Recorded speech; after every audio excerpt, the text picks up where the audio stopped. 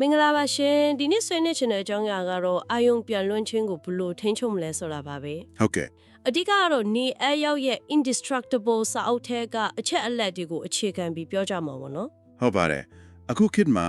အာယုံစူးစိုက်မှုကိုထိန်းချုပ်နိုင်စွမ်းကတော်တော်လေးအရေးပါလာပြီ ဟုတ်တယ်နစ်စတိရာစုရဲ့အရေးကြီးဆုံးစွမ်းရည်တစ်ခုလို့တောင်ဆိုကြတယ်နော် ဆိုတော့ဒီစာအုပ်က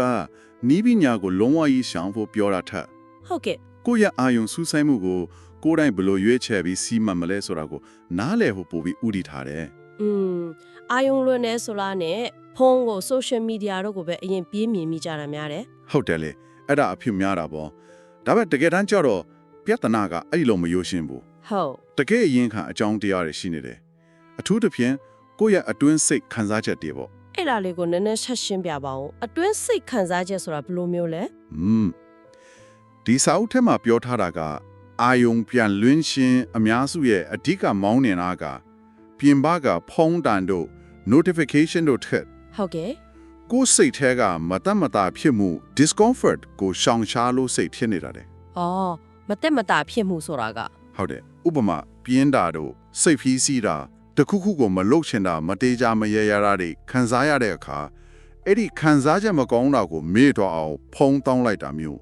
ချားအာယုံလွင်းစရာတခုခုလုပ်လိုက်တာမျိုးပေါ့ အဲ့တော့အချိန်ကိုစီမံခန့်ခွဲတယ်ဆိုတာကတကယ်တမ်းတော့အဲ့ဒီမကောင်းတဲ့ခံစားချက်နာကျင်မှုကိုစီမံခန့်ခွဲတာမျိုးဖြစ်သွားတာပေါ့ တော်တော်မှန်ပါတယ်အဲ့ဒီရှုထောင်းကကြည့်ဖို့လိုတယ် ဒါဆိုရင်အဲ့ဒီအတွင်းစိတ်ကလာတဲ့လုံဆော်မှု internal triggers တွေကိုစီမံဖို့ပထမဆုံးဘာလုပ်ရမလဲ ပထမအောင်ဆုံးကတော့အဲ့ဒီမတတ်မတာဖြစ်တဲ့ခံစားချက်ကိုတတိဖြူမိဖို့ပဲကိုအခုဘာခံစားနေရလဲပြင်းနေတာလားစိတ်ရှုံနေကြလား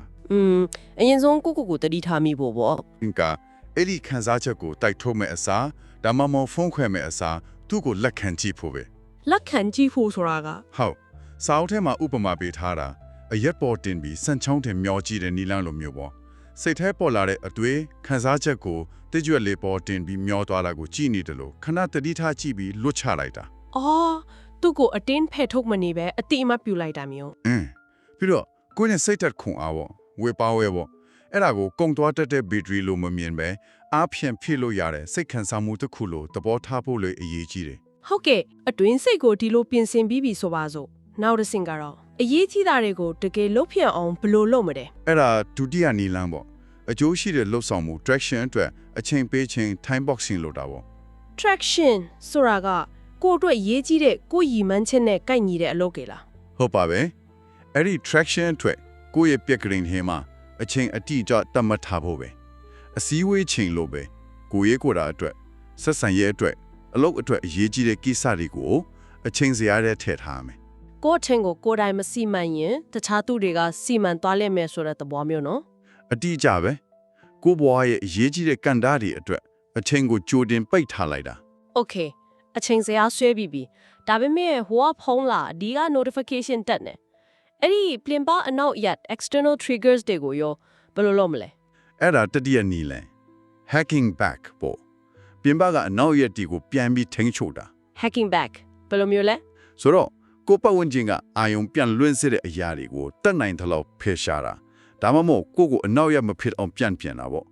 ဥပမာလေယာဉ်မှုတဲ့အရေးကြီးချိန်မှာစကားမပြောရတဲ့ sterile cockpit စီမင်းလိုပဲ အရေးကြီးတဲ့အလုပ်လုပ်နေချိန်မှာအနောက်ရက်မဝင်အောင်လုပ်တာ ဟုတ်တယ်ဖုန်း notification တွေဆိုရင်တကယ်မလိုအပ်တာတွေပိတ်ထားလိုက်ပေါ့အတန်ရော screen မှာပေါ်တာရော email စစ်မဲ့အချိန် group chat ကြည့်မဲ့အချိန်တီးတန့်သတ်မှတ်ထားတာမျိုးလုပ်တင်တယ် အစည်းအဝေးတွေရောပဲလား ဟုတ်တယ်အစည်းအဝေးတွေကလည်းတကယ်လိုအပ်ရဲ့လားပြန်စဉ်းစားဖို့ထိရောဖြောင်းဘယ်လိုလုပ်မလဲစဉ်းစားဖို့လိုတယ်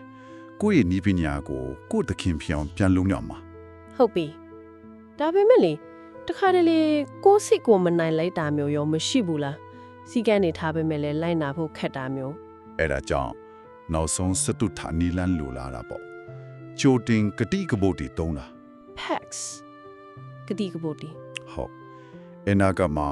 ကိုအာယုံမလွင့်သွားအောင်ကိုမလူချင်တဲ့ဖြူမှုကိုမလူမီအောင်ကြိုတင်ပြီးအသားအစီဖန်တီးထားတာမျိုးသုံးမျိုးရှိရဲ့ ဟုတ်ကဲ့ဘာလဲ ပထမတစ်ခုကအားထုတ်မှုကတိကပုတ် effort packs မလိုလားတဲ့အဖြူမှုဥပမာဖုံးတုံးတာကိုလူရပိုခက်သွားအောင်လုပ်ထားတာ ဩ ဥပမာဖုန်းကိုအလုပ်လုပ်ချိန်မှာတခြားခန်းမှာထားလိုက်တာမျိုးလား ဟုတ်ကဲ့ဒါမှမဟုတ် forest ad လိုမျိုးတုံတာပေါ့ဖုန်းမတုံမအပင်လေးကရှင်းတာပါလေဒုတိယကတန်ဖို့ကတိကဝစ် price pack ပိတ်ဆန်နဲ့ပတ်သက်တာလား ကိုမလုပ်ချင်တာကိုလုံးမြင်ငွေတန်းလိုမျိုးကိုတတ်မှတ်ထားတာစာရေးတို့နေနေအောင်ဆိုသူ့စာမှုအချိန်မီမပြီးရင်ဒေါ်လာ1000လူမယ်လို့ကတိခံခဲ့တာမျိုးပေါ့ ။အော်ဒါကတော့တော်တော်ပြင်းထန်တဲ့ကတိပဲ ဟုတ်ကဲ့နောက်ဆုံးတစ်ခုကကိုယ်ပိုင်လက္ခဏာကတိကဝစ် identity pact ။ Identity Pact ကိုငါဟာအာယုံမပြတ်လွတ်တဲ့သူ indestructible လို့တစိတ်ကတ်လိုက်တာပြီးတော့အဲ့ဒီအတိုင်းနေထိုင်ပြုမှုကိုစ조사တာတခြားလူတွေကိုလည်းကိုကဒီလိုလူဖြစ်ကြောင်းပြောပြထားတာမျိုးပေါ့ ။အော်ကိုယ့်ရဲ့ကိုယ်ပိုင်လက္ခဏာကိုပါပြောင်းယူလိုက်တဲ့တဘော။ဒီနီလာနေကတယောက်ချင်းအတွေ့ရောအဖွဲ့အစည်းတော့ဘာအတုံးဝင်မယ်ထင်တယ်။အလုပ်ခွင်မှာဆိုရင်ရော အလုတ်ခွင်မှာလည်းတိတ်အရေးကြီးပါတယ်အလုတ်မှာလူတွေအာယုံအရန်ပြတ်လွတ်နေတယ်ဆိုတာ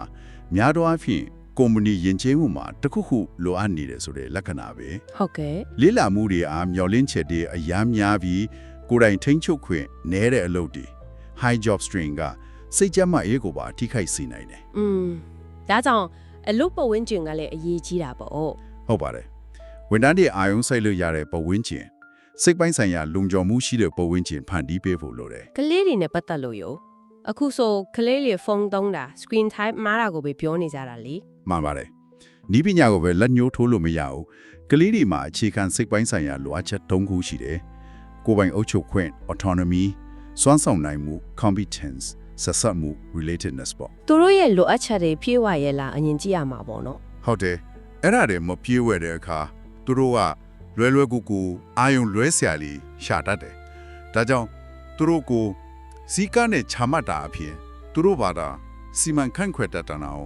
နီးပညာကိုဘလို့အသုံးချရမလဲဆိုတာသင်ပေးဖို့ကပိုအရေးကြီးတယ် ဆက်ဆံရေးမှာကြတော့ရောချစ်သူနဲ့မိသားစုနဲ့ရှိနေချင်းဖုန်းသုံးတာမျိုးဖတ်ပင်ကတော်ဖြစ်များနေတယ်နော် တကယ်ကိုဖြစ်များပါတယ်ဖတ်ပင်ကဆက်ဆံရေးအရေးသွေးကိုကြားစေတယ် ဟုတ် အဲ့ဒါကြောင့်ကိုချစ်ချင်ရသူတွေနဲ့အတူရှိချင်မှာ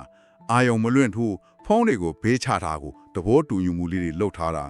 ဒါမှမဟုတ်အိတ်ခမ်းတဲ့ဖုန်းမယူထားဘူးဆိုတဲ့ effect pact လိုမျိုးကြိုတင်ကတိကဝတ်တွေလုပ်ထားတာကအများကြီးအထောက်အကူပြုတယ် ဒါဆိုရင်ဒီနေ့ဆွေးနွေးကြတာတွေကိုခြုံကြည့်လိုက်ရင်အာယုံမပြည့်လွတ်တဲ့သူဖြစ်လာဖို့ဆိုတာ ဟုတ်ကဲ့ အင်ကိုစီစဉ်ဖို့ပတ်ဝန်းကျင်ကအနောက်အရှက်တွေကိုထိန်းချုပ်ဖို့နောက်ဆုံးကိုကတိကဝတ်တွေနဲ့စီကံသွင်းဖို့ဆိုတဲ့အဆင့်တွေအတိုင်းထွားမှာပေါ့နော် ဟုတ်ပါလေအဲ့ဒီလေးချက်ပေါ့နောက်ဆုံးအနေနဲ့စိတ်ဝင်စားစရာအချက်လေးတစ်ခုထပ်ပြောချင်တာက ဟုတ်ကဲ့ လူအများစုကကိုယ့်အပြုမှုကိုပြောင်းချင်အရင်ဆုံးအတွဲခေါ်ယုံကြည်ချက်ကိုပြောင်းရမယ်ကိုထင်ကြတယ် အတွဲပြောင်းမှအလုပ်ပြောင်းမယ်ဆိုတယ်လို့ပေါ့ ဟုတ်တယ်ဒါပေမဲ့ဒီစာအုပ်ကပြောင်းပြန်လက်ထင်နိုင်တယ်လို့ဆိုတယ်ကိုဖြစ်ချင်တဲ့ပုံစံ indestructible ဖြစ်ချင်တယ်ဆိုရင်အဲ့ဒီအတိုင်းစပြီးပြုမှုနေထိုင်လိုက်ခြင်းအပြင် အရင်ဆုံးလုပ်ကြည့်လိုက်တာ ဟုတ်ကဲ့အဲ့ဒီပြုမှုတွေကကိုယ့်ရဲ့ယုံကြည်ချက်နဲ့ကိုယ်ပိုင်လက္ခဏာကိုတဖြည်းဖြည်းပြန်လဲပုံသွင်းသွားနိုင်တယ်ဆိုတာပါပဲကိုဘလို့လူဖြစ်ချင်တဲ့ဆုံးဖြတ်အဲ့ဒီတိုင်းစလုပ်ကြည့်လိုက်ဖို့ပါပဲ ဒါကတော်တော်အားရှိစရာအတွေ့ခေါ်ပဲเนาะလုပ်ရင်းနဲ့ယုံကြည်ချက်ပြပြောင်းသွားနိုင်တယ်ဆိုတာ ဟုတ်ပါပဲကို indestructible လို့တတ်မှတ်ပြီးအဲ့လိုစပြီးနေထိုင်ကြည့်ဖို့တိုက်တွန်းချင်ပါတယ်